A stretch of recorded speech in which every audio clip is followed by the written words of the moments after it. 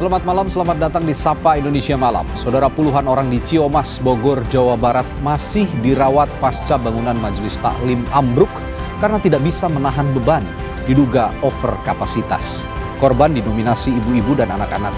Selain puluhan terluka, ada 3 korban meninggal dunia. Kami akan sajikan informasi itu bersama sorotan lainnya di Sapa Indonesia Malam terkait kritik kualitas artis yang jadi anggota DPR RI di tengah wacana revisi Undang-Undang Pemilu. Apakah RUU Pemilu akan jadi langkah baik untuk mengevaluasi kualitas DPR RI? 2 sorotan ini akan jadi sorotan kami di Sapa Indonesia Malam. Saya Radi Saputro.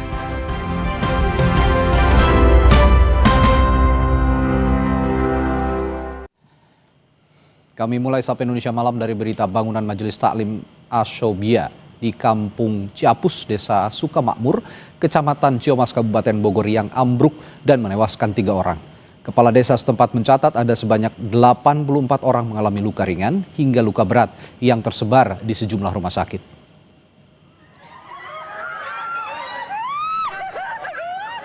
Mayoritas korban yang mengalami luka parah ada di bagian kepala serta luka dalam. Ambruknya bangunan Majelis Taklim diduga karena tidak kuat menahan beban jemaah yang tengah memperingati acara keagamaan. Kepala Desa Sukamakmur, Sri Widiari, menyatakan saat ini telah terdapat posko yang diperuntukkan bagi warga yang alami luka ringan dan tidak sempat ke rumah sakit. Dari 3 korban meninggal, 2 diantaranya merupakan warga Desa Sukaluyu, sementara 1 lainnya adalah warga Desa Sukamakmur.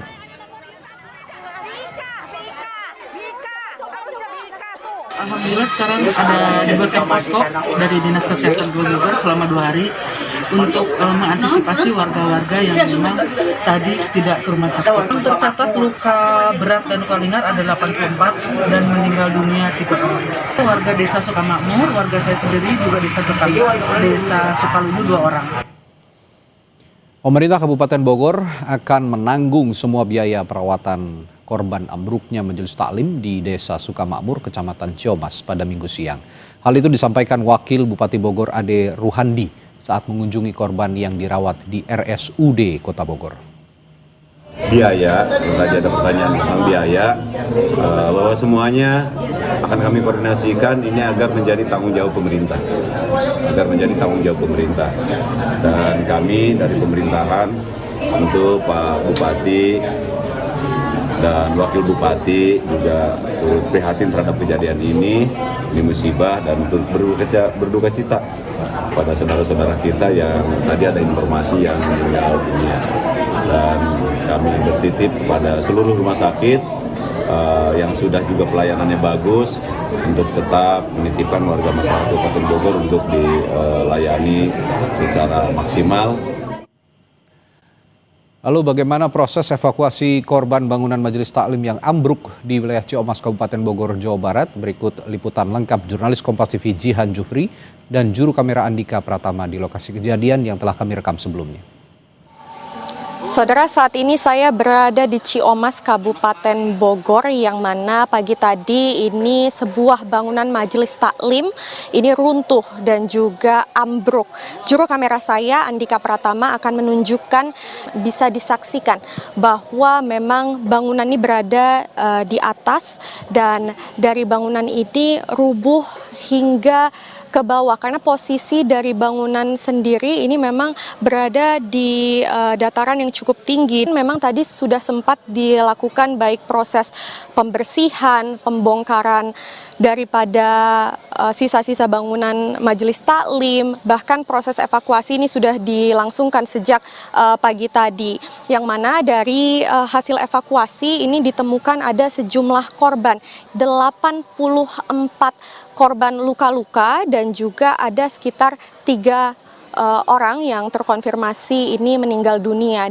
Kami tadi juga sempat melihat bahwa di sini ada pos pengaduan orang hilang, yang mana memang tadi ada sejumlah keluarga yang datang untuk mengadukan atau menanyakan dari anggota keluarganya yang memang tadi mengikuti acara Majelis Taklim, tepatnya di Ciomas, Kabupaten Bogor, Jawa Barat. Jihan Jufri, Andika Pratama, Kompas TV, Bogor, Jawa Barat. Saudara, korban yang mayoritas merupakan ibu-ibu dan anak-anak langsung dievakuasi ke rumah sakit terdekat. Menurut data dari BPBD Kabupaten Bogor, korban meninggal dan korban luka dibawa ke Rumah Sakit Umum Daerah Kota Bogor, RS Medikal Dermaga, dan RS PMI Kota Bogor. Dirut RSUD Kota Bogor Ilham Haidir menyampaikan korban luka berat mengalami sejumlah cedera patah tulang. Hal itu dikarenakan banyaknya korban luka karena tertimpa bangunan majelis taklim yang ambruk. Kini korban yang berada di rumah sakit juga telah didampingi oleh keluarga masing-masing untuk mempermudah proses pendataan.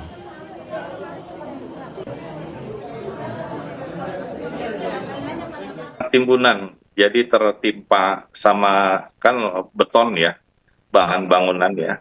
Jadi tertimpa sama batu betonnya, kan runtuh itu ya. Jadi menyebabkan adanya cedera seperti patah ya, patah tulang, kemudian cedera organ visceral, organ dalam, dan itu perlu penegakan diagnosa cepat dan dilakukan tindakan secepat-cepat. Menteri Agama Nasaruddin Umar menjenguk korban bangunan ambruk yang dirawat di RSUD Kota Bogor, Jawa Barat. Menak menyampaikan bela sungkawa serta menguatkan korban yang masih dirawat di ruang IGD. Menteri Agama juga akan mencari solusi untuk pembangunan majelis taklim baru dan berharap kejadian ini tidak terulang di tempat lain.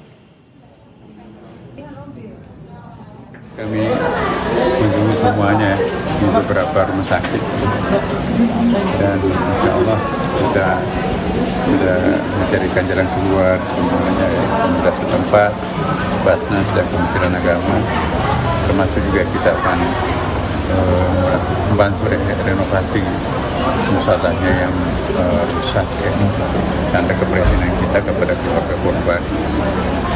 Saya mohon kepada kita semuanya, kita mendoakan semoga ini pembelajaran buat kita semuanya. Proses evakuasi telah selesai berlangsung, lalu bagaimana kondisi korban selamat di rumah sakit? Kita tanyakan jurnalis Kompas TV Niko Zulfikar di Rumah Sakit Umum Daerah Kota Bogor. Niko, berapa jumlah korban yang berhasil diselamatkan hingga saat ini dan bagaimana kondisi mereka? Ya, Rabi, di mana pasien melaporkan, tetapi di IGD Rumah Sakit RSUD Kota Bogor untuk jumlah pasien yang dirawat di rumah sakit ini. Untuk korban sendiri yang dirawat di RSUD, berdasarkan data yang kami peroleh, berjumlah keseluruhan 38 orang. Saat ini 7 orang boleh diperbolehkan pulang dan yang masih menjalani perawatan intensif di rumah sakit ini berjumlah 31. Tadi. Oke, sudahkah ada pihak yang memberikan santunan, dalam hal ini pihak yang bertanggung jawab atas peristiwa ini, Niko, kepada mereka korban luka maupun yang meninggal? Ya, untuk pihak-pihak yang mendatangi rumah sakit, berdasarkan pantauan kami di lokasi tadi baru Menteri Agama dan Wakil Bupati Bogor Ade Rohandi yang menyatakan untuk biaya pengobatan para korban ditanggung oleh pemerintah Kabupaten Bogor sendiri. Sementara itu, Menak sendiri selain berbela-sungkawa juga ikut prihatin atas kejadian ini dan akan mencari solusi untuk pembangunan majelis taklim yang ambrol tersebut. Tadi. Oke, lalu bagaimana dengan penyelidikan dari polisi? Adakah pihak yang sudah dimintai pertanggungjawabannya atas peristiwa yang terjadi ini, Niko? Saat ini pihak kepolisian masih melakukan penyelidikan terhadap kejadian tersebut. Di lokasi kejadian pihak kepolisian sudah memasang garis polisi untuk steril agar lokasi kejadian tidak berubah. Sementara itu di sisi lain juga pihak kepolisian juga sudah meminta keterangan dari beberapa saksi yang ada di sekitar lokasi tadi. Oke, terakhir Niko, bagaimana dengan korban meninggal? Sudah ada yang berencana dimakamkan dan di mana dimakamkannya? Iya, berdasarkan data yang kami peroleh untuk korban yang meninggal, berdasarkan data dari pihak desa setempat, tepatnya di Desa Sukamakmur, berjumlah 3 orang. untuk atas nama Wulan, warga Kecamatan Taman Sari, Nurhayanti, warga Kecamatan Taman Sari, dan Erni, warga Kecamatan Ciomas. Untuk Erni sendiri tadi sore sudah dibawa pihak keluarga dari rumah sakit untuk dibawa ke rumah duka untuk dimakamkan tadi. Baik, saat ini sudah semua proses evakuasi sudah selesai dan korban yang luka dirawat di sejumlah rumah sakit termasuk korban meninggal rencananya besok akan dimakamkan. Ada 3 korban meninggal. Terima kasih Niko Zulfikar melaporkan langsung dari Bogor, Jawa Barat. Saudara, ke sorotan selanjutnya di Sapa Indonesia Malam. Gubernur Jakarta Pramono Anung masih menunggu keputusan perubahan besaran anggaran tunjangan perumahan DPRD DKI Jakarta yang nilainya mencapai 70 juta per bulan. Belakangan diketahui tunjangan perumahan DPRD DKI Jakarta yang nilainya juga fantastis sudah ada sejak era Gubernur Anies Baswedan. Meski demikian, Pramono belum memutuskan apakah besaran tunjangan itu akan direvisi atau diubah di era kepemimpinannya. Karena masih menunggu keputusan DPRD DKI. Namun Pramono menyebut sudah berkomunikasi dengan DPRD DKI Jakarta. Ketua, saya menunggu apa yang diputuskan oleh DPRD DKI, tetapi terus terang saya sudah berkomunikasi dengan DPRD DKI. Terima kasih. Wassalamualaikum warahmatullahi wabarakatuh. Selain DPRD DKI Jakarta, tunjangan perumahan anggota DPRD Depok juga nilainya besar, mencapai 47 juta rupiah per bulan. Wali Kota Depok Supyan Suri janji bakal mengevaluasi tunjangan perumahan bagi pimpinan dan anggota Dewan Perwakilan Rakyat Daerah di Depok. Bapak Dr. Supyan Suri. Pemerintah Kota Depok akan berkoordinasi dengan pemerintah Provinsi Jawa Barat dan pusat terkait evaluasi peraturan wali kota itu. Sementara itu, Ketua DPRD Depok Ade Supriyatna menyebut tunjangan perumahan Dewan menjadi wewenang wali kota. DPRD Depok akan membuat kesepakatan dengan Pemkot Depok terkait tingkat kewajaran tunjangan perumahan yang bisa diterima publik.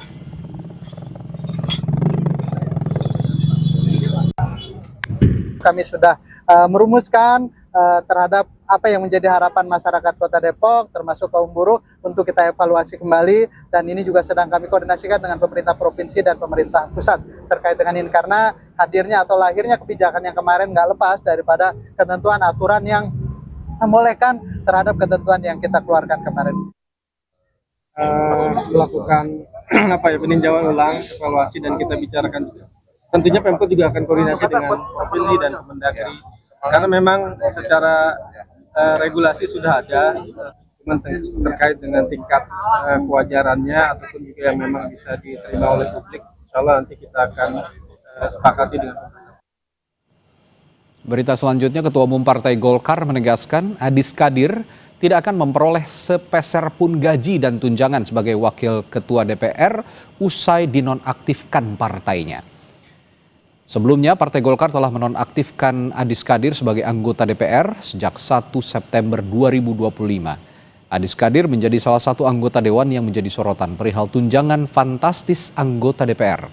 Politikus Partai Golkar ini dikritik karena keterangannya terkait gaji dan tunjangan DPR. Ketua Umum Partai Golkar Bahlil Lahadalia menyatakan Adis Kadir tidak akan menerima gaji dan tunjangan. Hingga saat ini Partai Golkar masih terus berproses terkait peluang pengganti Adis Kadir. Pak Adis sampai dengan hari ini beliau nonaktif dan tidak mendapat hak-hak apapun, tunjangan, gaji sama sekali sambil berproses ya.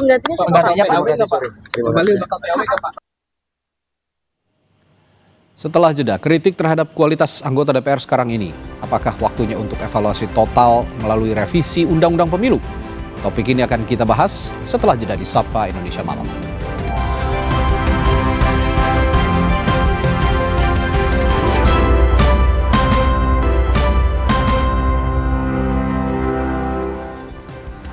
Saudara Menko Hukum HAM, Imigrasi dan Pemasyarakatan Yusril Ihza Mahendra mengungkap pemerintah berencana akan merevisi Undang-Undang Pemilu. Yusril bilang sistem pemilu saat ini banyak orang bakat di bidang politik sulit dikenal publik sehingga posisi anggota DPR diisi oleh selebritas atau artis dan jadi penyebab banyak kritik terhadap kualitas anggota DPR saat ini. Nah, hal-hal yang lain juga perubahan terhadap undang-undang pemilu, undang-undang kepartaian itu memang sedang akan kita lakukan karena sudah ada putusan dari Mahkamah Konstitusi yang mengatakan bahwa sistem pemilu kita harus diubah, tidak ada lagi threshold dan lain-lain sebagainya. Dan Pak Presiden pun di awal-awal masa pemerintahan beliau menegaskan bahwa kita perlu melakukan reformasi politik yang seluas-luasnya supaya partisipasi politik itu terbuka bagi siapa saja dan tidak hanya orang-orang yang punya uang, tidak saja mereka yang selebriti, artis yang menjadi politisi, tapi harus membuka kesempatan pada semua. Nah, sistem sekarang ini membuat orang yang berbakat politik tidak bisa tampil ke permukaan, maka diisi oleh para selebriti, diisi oleh artis, dan kita lihat ada kritik terhadap kualitas anggota DPR sekarang ini, dan pemerintah menyadari hal itu. Saudara, tuntutan 17+8 muncul, salah satunya karena kekecewaan publik terhadap wakil rakyat. Kritik demi kritik muncul karena wakil rakyat yang dinonaktifkan oleh partai politiknya, 3 diantaranya merupakan artis atau selebritas. Kualitas anggota DPR kemudian dipertanyakan dan membuat wacana revisi Undang-Undang Pemilu muncul ke permukaan. Apakah soal rekrutmen calon anggota legislatif ini perlu kriteria khusus? Kita akan bahas hal ini dengan Haikal, peneliti Perludem, dan Willy Aditya, anggota DPR RI fraksi Partai Nasdem melalui sambungan virtual. Selamat malam Bung Haikal, Bung Willy. Malam Mas Adi. Oke. Saya ke Bung Willy dulu kalau gitu. Ini partainya juga mewakilkan salah satu artis yang akhirnya juga dinonaktifkan. Bagaimana melihat usul ataupun pandangan dari Prof. Yusril sebagai Menteri Hukum, Bung Willy? Ya, tentu ini harus gayung bersambut ya. It's time to bersih-bersih, tapi ada kata pepatah, Hadi, jangan mengambil keputusan di saat emosi. Oke. Itu yang harus kita jadikan basic ke depan. Saya berulang kali mengatakan keputusan kita harus kita letakkan secara scientific approach on development, on policy. Kenapa? Karena harus ada riset. Ini waktu kita tidak mungkin hanya mengatakan yang sekarang jelek, apakah yang sebelumnya juga nggak jelek. Gini, kalau kita berbicara hanya semata-mata pada satu sisi atau satu variabel, saya mau tanya sama teman-teman, apakah seorang Rieke Diah Pitaloka tidak hebat? Ya, saya sepakat itu. Nah, maka kemudian politik itu punya 2 kaki, apalagi demokrasi. Dalam ranah pemilu, yang pertama adalah selalu berbicara tentang representasi, dia mewakili siapa dan untuk apa. Yang kedua adalah proses pelembagaannya. Nah, kita sedang berbicara apa di sini? Nah, kalau menurut hemat saya sebagai anggota dewan, sebagai bapilu partai, sebagai penggiat partai, yang harus kita lakukan adalah sebuah proses pembaharuan, entah itu namanya transformasi, entah itu namanya reformasi, tapi secara menyeluruh. Semesta politiknya yang harus kita lihat. Jadi saya sepakat ini waktunya, tapi tidak dengan basis emosional. Kenapa? Kita harus berkaca. Dulu kita menolak sistem yang tertutup dan kemudian menggunakan proporsional terbuka ini atas kritik kita pada masa lalu yang sangat limitasi. Ingat itu. Bahkan lagu Iwan Fals masih ingat Mas Hadi, bahwasanya tidak kenal siapa Pak wakilnya. Ya kan? Jadi masing-masing, semua teori politik, semua teori sosial politik itu memiliki cacat bawaan. Semuanya. Nah, tinggal adalah yang harus kita lakukan. Menurut hemat saya, 2 hal. Yang pertama adalah scientific approach. Kita harus melakukan riset base yang kemudian berbasiskan dialog, poros keduanya. Harus dialog multi layers. Inilah deliberative democracy. Kita tidak menggunakan lagi Athenian demokrasi. Kalau hanya para filosof yang berdemokrasi, itu Athenian demokrasi. Kalau hanya suara Vox Populi, Vox Dei yang berdemokrasi, itu adalah demonstrasi. Suara Tuhan. Nah, maka kemudian kita harus mencari benang merahnya, bahwasanya deliberative demokrasi itu adalah basisnya dialog, yaitu melibatkan siapa saja, ya political society, civil society, ya state dalam hal ini, dan kelompok-kelompok kepentingan lainnya untuk duduk bersama, karena tidak ada yang sempurna atau paripurna. Ada kelemahannya dan ada kelebihannya semuanya. Saya menangkapnya dari pernyataan Bung Willy ini, selain bukan hanya soal jangan emosional untuk mengambil keputusan, saya melihatnya tidak semua artis, Bung Hekal, tidak semua artis itu punya reputasi yang buruk di politik. Tadi Bung Willy sudah mencontohkan betapa hebatnya Rieke Diah Pitaloka, betapa hebatnya kalau saya melihat ya, ada Nurul Arifin juga di sana yang juga punya kapasitas baik. Desi Ratnasari. Oke. Nah, ini berarti partai politiknya kah yang harus juga pilih-pilih ya? Boleh saja artis, tapi yang punya kapasitas. Bagaimana? Ya, saya sepakat ya dalam posisi itu, bahwa kita tidak bisa kemudian melabeli profesi artis itu sebagai kemudian profesi yang tidak layak untuk masuk ke dunia politik. Kita nggak bisa mengeneralisasi seperti itu. Bahwa ada kemudian artis yang atau selebriti yang kemudian memiliki kualitas yang bagus, kita lihat ada. Namun ada juga kemudian yang mungkin ya kualitasnya tidak baik atau kemudian tidak memahami prosesnya, ya ada juga gitu. Artinya apa? Peran partai politik lah di sini yang harus kuat. Bagaimana kemudian mencari kader itu tidak hanya sebatas popularitas semata, tidak hanya sebatas untuk memenangkan kontestasi kandidasi saja, namun kemudian harus memikirkan bagaimana ini akan bekerja nantinya. Oknum-oknum atau orang-orang ini yang sudah dipilih oleh partai politik untuk mewakili partai politik di dalam kontestasi pemilu, itu kan harus dilihat bagaimana kemudian track recordnya, kualitas dan sebagainya. Maka dari itu kalau misalnya ya berkaitan dengan hal itu, kami di dalam usulan naskah rancangan undang-undang pemilu, jadi ini sekadar informasi Mas Adi, bahwa kalau seandainya tadi kan Bang Willy mengatakan bahwa kita harus scientific base, kita harus melakukan research terlebih dahulu. Nah, teman-teman di masyarakat sipil, di NGO ya khususnya, itu kemudian sudah melakukan itu dari beberapa waktu yang lalu. Dan sekarang kami sedang menyusun naskah rancangan undang-undang versi ataupun usulan masyarakat sipil, yang salah satu poin di dalamnya adalah berkaitan dengan hal yang tadi, bahwa kami mengajukan harus ada persyaratan minimal waktu seseorang sebelum dia dicalonkan oleh partai politik untuk menjadi calon anggota legislatif, ada waktu tertentu dia mengabdi. Kalau misalnya kita atur misalnya ya 2 tahun. Jadi sebelum dia mengabdi di partai politik. Di partai politiknya ya, mengabdi di partai politik yang bersangkutan yang akan, jadi nggak bisa juga. Dia ngabdi di partai politik A terus tiba-tiba nyalon di partai politik B, nggak boleh gitu juga dong gitu. Jadi ada waktu sehingga apa? Proses kaderisasinya berjalan dengan baik, pendidikan politiknya dapat, meritokrasinya berjalan, lalu kemudian calon anggota ini nanti akan dapat memahami visi partainya, dapat dipahami, tujuan dia menjadi anggota legislatif dipahami dan sebagainya. Mengabdi dulu, ini usulan ya Bung Willy, mengabdi dulu di partai politik minimal 2 tahun tadi ya. Kalau usulan kami 2 tahun. 2 tahun usulannya, agar kaderisasi juga benar-benar muncul di partai politik. Mau itu artis, mau itu politisi, mau itu bisnismen. Kalau ada kaderisasi yang baik, ada pengabdian kepada partai politik, niscaya masuk ke DPR juga kualitasnya akan baik. Bagaimana respons Anda, Bung Willy? Ya beginilah, yang harus kita lihat secara objektif Mas Adi adalah semesta politiknya.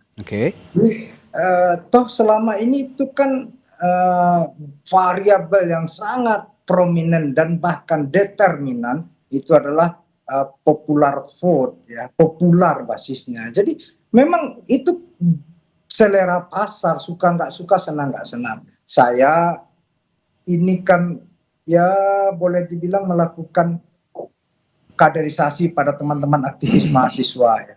Tapi itu kan kemudian ketika dilempar ke pasar, ketika dide, nolongso saya jatuh ke dalam air mata saya, nggak dipilih sama orang. Jadi ada realitas itu yang kemudian harus kita pahami, bahwasanya untuk ini kita rubah. Sepakat saya. Siapa sih kalau kita mau tanya hati kecilnya, siapa sih yang nggak menjerit dengan sistem ini? Semua orang menjerit. Itu yang dinamakan aspek pragmatisme itu tadi, Bung Willy? Gini, ada beda oportunis dan pragmatis, itu dua hal yang berbeda. Dalam kontestasi, siapa sih yang nggak ingin menang? Itu aspek pragmatis.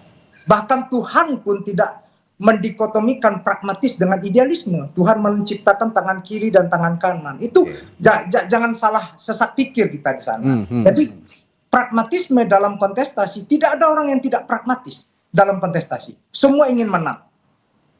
Maka kemudian kami menawarkan kalau Mas Hadi merujuk kepada risalah hasil Kongres Partai Nasdem itu adalah mix vote. Apa itu? Ada popular vote, ada party list. Ini based on Jerman dan Jepang experience. Nah, ini yang tapi kemudian ini salah satu baru tawaran. Bagaimana caranya kita duduk bersama? Kita nggak boleh melakukan klaim kebenaran sepihak, enggak. Kenapa? Kita harus duduk bersama melihat, karena kita tidak mau terjebak pada rasionalitas ekstrim dan empirisme ekstrim. Nah, kita disinilah peran dialog satu dan lainnya untuk meletakkan, kita lihat apakah ini kan tidak hanya rekrutmen ya, tidak hanya sistem pemilunya. Kita lihat juga aspek penyelenggaraan pemilunya, pelaksana pemilunya, state aktor yang lainnya. Nah, jadi banyak variabel-variabel di sana yang kemudian kita kaji, bahwasanya bertepuk tidak sebelah tangan, Mas Hadi.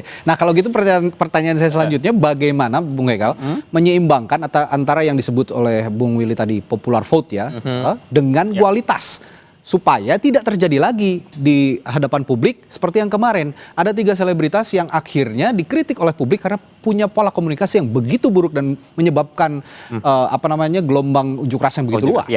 Kalau kami ya di Perludem bersama beberapa teman-teman CSOL lainnya, sebenarnya kan kajian terkait dengan perbaikan sistem atau perubahan sistem pemilu ini sudah berjalan lebih kurang 2-3 tahun belakang.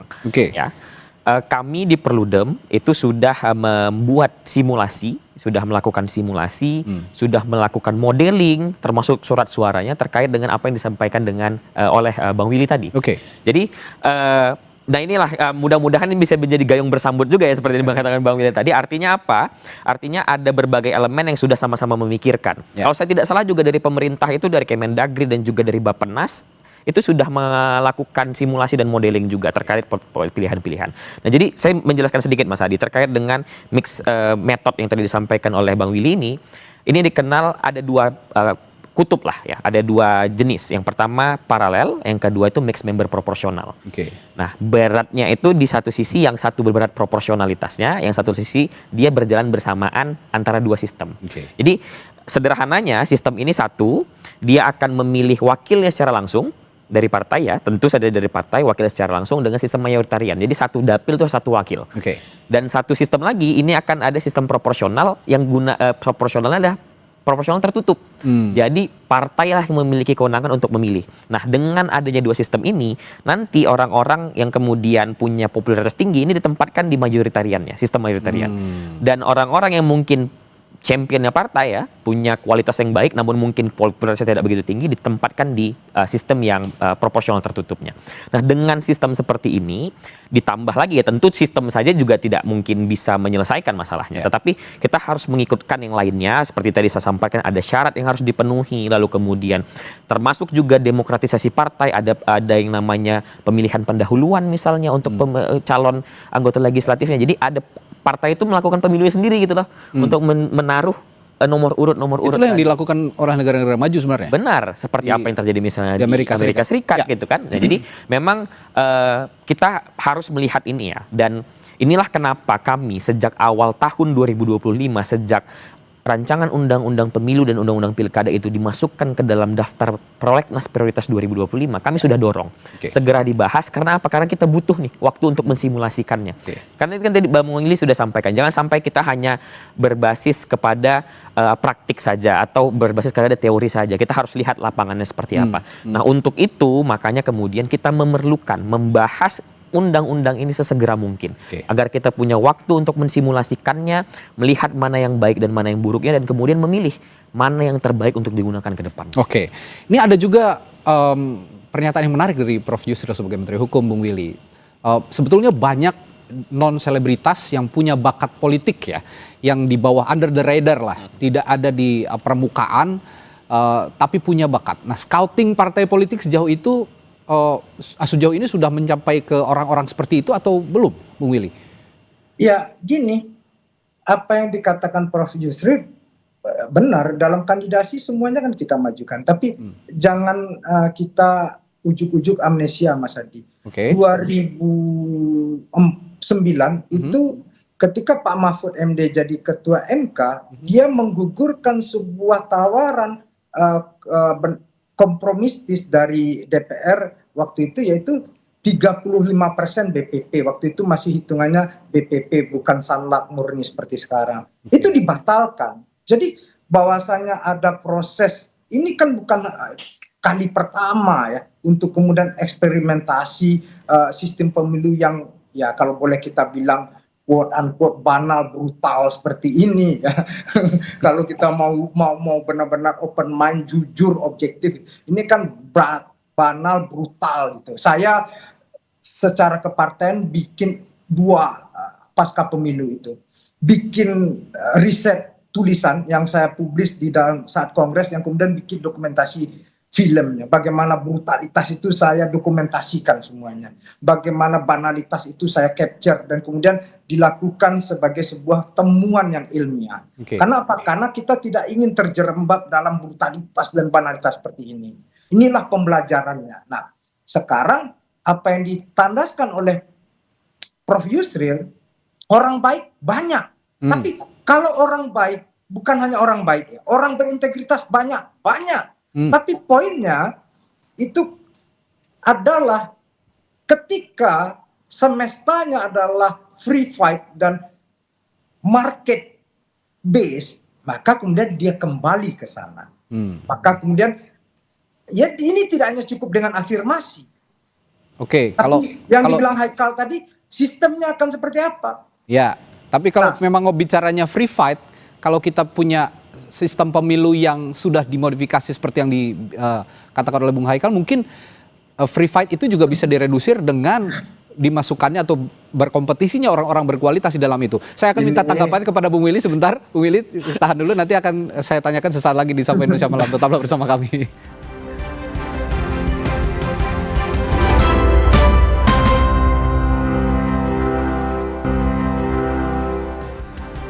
Kembali di Sapa Indonesia Malam. Tadi sebelum jeda saya bertanya ke Bung Willy atau meminta respons tanggapan dari Bung Willy. Kalau Bung Willy tadi mengatakan semesta politik harus berubah, ya kalau memang ingin berubah, sistemnya juga harus diubah dengan modifikasi yang dikatakan Bung Haikal tadi. Bagaimana Bung Willy? Ya, jadi ini tidak seperti tunanetra memegang gajah, pegang belalai, ular, pegang kaki, batang kelapa, pegang kuping, seperti pelepah pisang. Nah, jadi tidak bisa melihat hanya satu variabel. Nah, saya ini momentum untuk kemudian kita periksa secara objektif semuanya, semestanya. Kenapa? Sistem pemilu itu kan bagian part of di dalamnya juga ada government system gitu. Nah, maka kemudian sistem bernegara. Kita mau pilih yang mana? Termasuk yang gugatan teman-teman dari civil society tentang pemisahan pemilu nasional dan pemilu daerah ya. Ini yang harus kita lihat secara objektif, ini kan bernegara. Ini kan bukan main game SimCity ya, yang kemudian bisa dibongkar pasang. Menarik nih analoginya. Ini berbicara tentang human, antroposentris kita di sini. Nah, dalam konteks itu saya punya salah satu cerita lah. Sahabat saya Masinton Pasaribu yang sekarang jadi Bupati Tapteng itu. Dia habis masa mudanya melakukan advokasi di sebuah komunitas.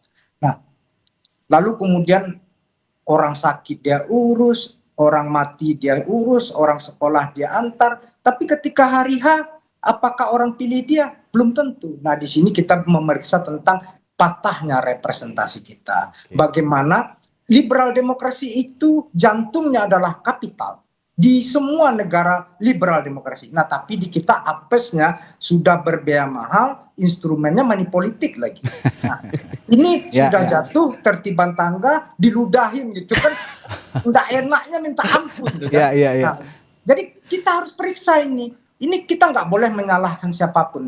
Karena apa? Ini pilihan kolektif waktu saat itu. Nah, di saat inilah Haikal, saya dan kawan-kawan termasuk government, state dalam hal ini, kita sama-sama duduk. Saya orang yang open mind untuk berdialog, bahwasanya kita tidak cari menang-menangan. Ayo, kenapa? Ini kepedulian kita bersama, ini sistem yang mengantarkan kita hidup bernegara, berbangsa, maka kemudian bagaimana melahirkan politik itu basisnya satu aja Mas Adi, adalah keberpihakan. Nah, saya waktu jadi wakil ketua balik periode kemarin itu mendorong setiap rapat badan legislasi itu ditayangkan secara langsung melalui sosmed dan YouTube DPR, sehingga orang memberikan masukan, input segala macam. Nah, ruang dialog ini yang harus kita perlebar, tidak menang-menangan ya. Ini momentum untuk kemudian melihat bahwasanya yang patah representasi ini di mana letaknya. Apakah memang karena money politiknya yang banal sebanal-banalnya, atau yang kedua bagaimana pelembagaan demokrasinya. Nah, demokrasi ada giumnya Mas Hadi adalah it's not about good man and good will, but it's about role of game. Itu yang paling penting, aturan main. Kenapa? Sehebat apapun orang, dia bisa kalah dalam pemilu. Ini seandainya semua anggota DPR kayak Bung Willy, mungkin hingga saat ini Indonesia damai-damai aja, nggak ada yang kayak kemarin begitu ya. Ini pola komunikasi yang seperti ini yang memang dibutuhkan oleh publik, sehingga publik juga paham bagaimana anggota Dewan bisa merepresentasikan partai politik maupun juga konstituennya di parlemen. Tapi saya ingin tanya sedikit deh Bung Willy, ngomong-ngomong soal fenomena selebritas di parlemen, menurut Bung Willy, apakah ini sebenarnya memperkuat citra atau malah melemahkan sih dewasa ini? Ya, itu depend on market base ya. Saya ini tidak mau menepu air dalam dulang Anda. Saya orang yang tangan mencincang bahu memikul ya. Jadi apa yang kita lakukan, kita belajar dari hal ini. Yang paling penting beberapa hal ini harus kita jadikan proses pembelajaran. Mas Hadi harus lihat, tanya Bung Haikal itu, bahwasannya beberapa dapil itu ada pesohor idol ya. Itu yang suka nggak suka, senang nggak senang, memang itu taste-nya. Jadi harus diakui itu. Itu benar-benar apa ya? Ya kita aja kita nih ibarat lari pakai mobil Innova, dia sudah pakai Ferrari, gimana komentarnya itu ya, kayak gitu. Nah, jadi kita tidak boleh terjebak pada ekstremitas yang Haikal ingatkan tadi. Ini kita ingat Ronald Reagan ya, dia seorang pesohor ya, tapi dia menjadi presiden yang mengakhiri perang dingin. Kan luar biasa. Jadi kita tidak bisa kemudian menghakimi sebuah profesi, latar belakang orang itu. Kalau kata Albert Camus, nggak fair kita ketika mengadili orang dari latar belakangnya, nggak fair. Kalau gitu saya tetap melihat ini sebenarnya peran partai politik dalam membidik atau scouting ya kader-kader, termasuk para artis, para selebritas, siapapun itu. Nah, ibarat bermain bola, kalau scouting itu pelatih kan harus bisa melihat bibit-bibit pemain yang bisa direkrut gitu ya untuk bermain. Nah, ini kalau begitu, kalau melihat peran scouting tadi, apakah cukup sistem undang-undang pemilunya saja yang diubah atau bisa merambah harusnya di undang-undang partai politiknya juga yang harus diperbaiki? Itu yang saya sampaikan tadi Mas Hadi, bahwa perlu ada demokratisasi di dalam internal partai. Salah satunya misalnya saya contohkan tadi adalah dengan menggunakan sistem preliminary election atau yang disebut dengan pemilu pendahuluan di dalam internal partai, untuk mencari mana kader-kader terbaik, mana kader-kader yang kemudian memiliki kualitas, yang kemudian juga dalam satu sisi untuk melihat apakah dia disenangi oleh publik atau tidak. Dan pertanyaan Mas Hadi tadi benar, bahwa aspeknya tidak hanya sebatas undang-undang RUU Pemilu saja, tapi juga kepada undang-undang partai politik. Karena ada banyak hal yang kemudian harus kita perbaiki di dalam internal partai politik untuk kemudian bisa menjadi lebih demokratis dan segala macamnya. Jadi memang banyak aspek lah yang harus kita bicarakan di dalam hal ini. Termasuk juga misalnya berkaitan dengan bagaimana kita mengubah pola pikir pemilih kita untuk kemudian tidak hanya sebatas pragmatisme dalam memilih itu hanya sebatas ini aja.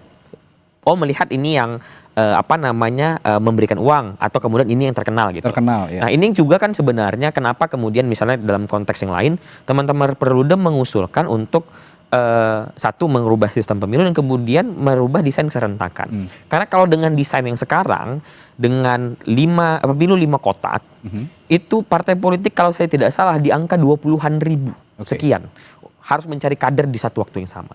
Gitu ya. Nah, kalau seandainya ini bisa diubah, kalau sesuai dengan putusan MK misalnya dengan jarak 2 tahun, ini akan memberikan insentif lah, walaupun mungkin tidak sebesar yang kita bayangkan, tapi ada sedikit insentif partai politik ini bisa untuk kemudian lebih lega, lebih bernafas untuk kemudian melakukan kaderisasi, termasuk scouting yang tadi disampaikan.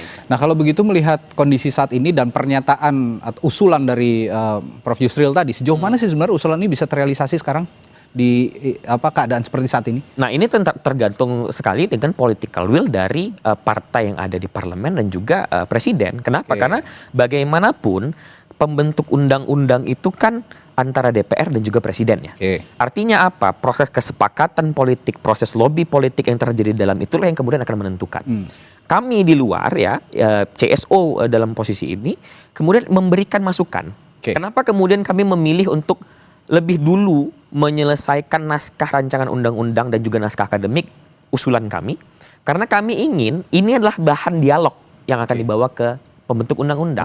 Artinya apa yang disampaikan Bang Willy tadi bahwa ini akan menjadi dialog, ini yang kemudian kami usahakan. Bagaimana kemudian kami menyerap apa yang disampaikan masyarakat, kami juga melakukan riset, kajian untuk kemudian menyampaikan ini loh, kami punya riset, kami punya usulan, kami punya permintaan sebagai masyarakat, ayo kita diskusikan, ayo kita dialogkan, mana yang akan kita pilih. Kalau gitu terakhir ke Bung Willy, suasana kebatinan di parlemen bagaimana kalau begitu menanggapi usulan dari Prof. Yusril tadi, termasuk Anda juga kan di Komisi 13 ya, ini bermitra dengan Prof. Yusril sebenarnya membahas soal regulasi hukum, begitu. Bagaimana? Ya, beda itu nanti prosesnya di Komisi 2 tentang undang-undang pemilu. Memang Prof. Yusril, kalau Menko nggak ada mitranya, yang ada Kementerian Teknis dan Sektor. Nah itu, tapi yang ingin saya tandaskan Bung Hadi adalah satu, bahwasanya kalau menurut hemat saya, it's time untuk kemudian dialog untuk belanja masalah dan riset. Saya pernah mengusulkan kedua institusi mahasiswa, yang pertama ILMISPI, organisasi Himpunan Mahasiswa Fisik Indonesia, yang kedua ISMAHI, untuk kemudian apa? Setahun ini isi dari skripsi mereka itu tentang sistem politik kita. Di dalamnya ada pemilu, ada partai politik, ada representasi. Dan yang kedua, melibatkan banyak hal. Tidak hanya CSO dari Perludem dan kawan-kawan, tapi juga kampus. Jadi kita benar-benar ini bukan bukan bongkar pasang. Jadi kalau kita, ini kan hajat hidup kita bersama. Jadi saran kami, untuk kemudian ini tidak hanya menang-menangan, apalagi Pak Prabowo punya political will yang kuat, pemerintah dan DPR juga ini itu pemilu masih 2029, masih jauh. Jadi justru karena masih jauh nih harus dari sekarang, Bung Willy. Saran saya belanja masalah riset, Des. Jadi kita dialog sambil sembari riset, dia paralel aja riset, dialog, sehingga kita one by one, step by step untuk menemukan kesepakatannya. Semua akhirnya semua jadi puas gitu ya. Semuanya akan enak langkap enak gitu. Jadi tidak hanya enak di bibir saja, tapi di hati dongkol. Jadi enak langkap enak di bibir, enak di hati, dan kita menjalankannya secara bersama-sama. Bahwasanya ini tadi juga apa yang dibilang Bung Haikal, bahwasanya demokrasi yang maju itu tidak hanya bicara political society yang dominan, tapi bagaimana civil society-nya menjadi sangat kuat, sehingga counterpart political society dan civil society itu bisa berdialektika secara sehat. Terakhir ke Bung Haikal, biar nggak omon-omon, jadi kapan langsung ngobrol nih sama teman-teman seperti Bung Willy di ini sayangnya Bang Willy tidak di Komisi 2, jadi kita belum ada ketemu ya Bang Willy ya. Jadi kita berharap ya memang kami melakukan terus berkomunikasi ya dengan Balek, dengan Komisi 2, termasuk juga dengan Kemendagri. Kita berharap ini segera ditunaikan lah. Karena kan dari kemarin kita mengatakan bahwa kita mendengar ya dari internal DPR sendiri, bahkan dari Komisi 2 ataupun Balek, ini masih menunggu bagaimana kemudian ini akan dibicarakan, model cara pembicaraan ini akan seperti apa dan sebagainya. Nah ini yang kita harapkan segeralah dimulai. Kita sudah di bulan ke-9 di tahun 2025. Prolegnas prioritas itu sudah disusun di awal tahun. Artinya ada sekian bulan kita itu belum memulai sama sekali untuk membahas ini secara secara formil di dalam proses pembentukan undang-undang. Meskipun ada dialog di luar, tapi kan belum secara formil. Maka dari itu penting rasanya untuk secepat mungkin kemudian ini dibahas dan juga diproses di dalam proses pembentukan undang-undang. Dan kami dari masyarakat sipil, kami selalu siap untuk berdialog, dan kami sudah menyiapkan yang menjadi kebutuhan untuk dialog itu. Oke, mumpung pemilu juga masih lama. Benar sekali. Ini harus dari sekarang jadi dibahas. jangan mepet-mepet lagi mepet-mepet. gitu. Nanti kan kalau mepet-mepet alasannya nggak keburu lagi membahas poin-poin yang penting itu tadi. Dan ini momentum karena memang di sisi lain ada tuntutan 17+8 ini yang memang bisa mereformasi semua lini begitu, termasuk tadi kalau kata bahasanya Bung Willy semesta politiknya yang harus diubah. Baik, terima kasih Bung Willy Aditya telah bergabung berdiskusi bersama kami di Sapa Indonesia Malam dan juga Bung Haikal di studio. Sampai jumpa lagi, sehat selalu. Saudara, Sapa Indonesia Malam masih akan kembali dengan informasi lainnya dari mancanegara. Saudara, Israel membombardir sejumlah gedung hunian, memaksa warga Gaza mengungsi dari tanah mereka sendiri. Saat lagi, Sapa Indonesia Malam.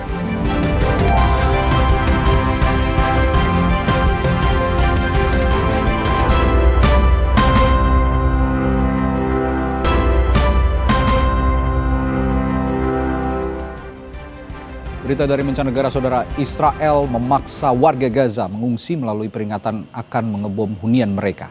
Tanpa harta, uang, dan pekerjaan di tengah ancaman serangan Israel, warga Gaza merasa tidak ada lagi tempat yang aman. Serangan Israel ke wilayah Gaza, Palestina semakin brutal. Kini Israel membombardir sejumlah gedung hunian, memaksa warga Gaza mengungsi dari tanah mereka sendiri. Di antaranya adalah para penghuni gedung Al-Ruya di Gaza. Sabtu lalu, militer Israel telah mengeluarkan peringatan agar para penghuni meninggalkan gedung sebelum serangan diluncurkan.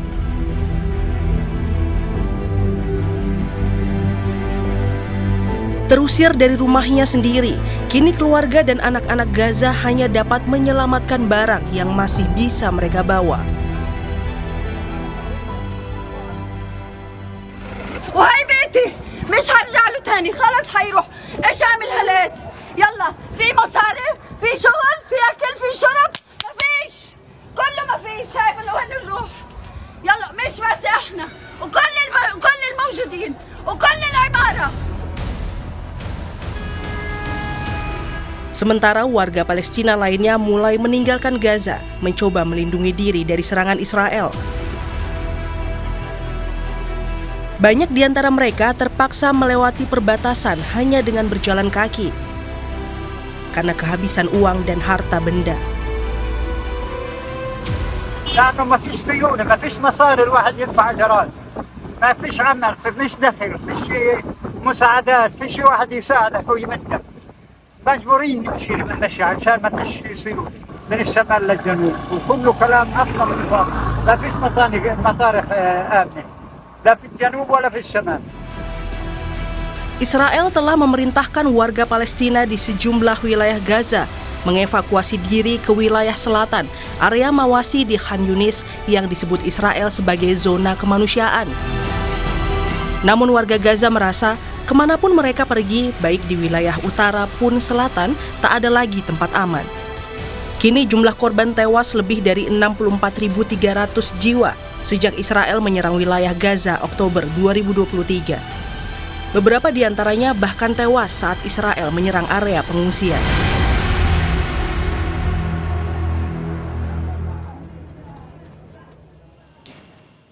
Informasi tadi sekaligus menutup perjumpaan kita di Sapa Indonesia Malam hari ini. Kami ingatkan Anda agar jangan lupa cukupi kebutuhan air mineral Anda setiap hari dan rasakan kesejukannya. Saya Radi Saputro pamit undur diri. Terima kasih, sampai jumpa.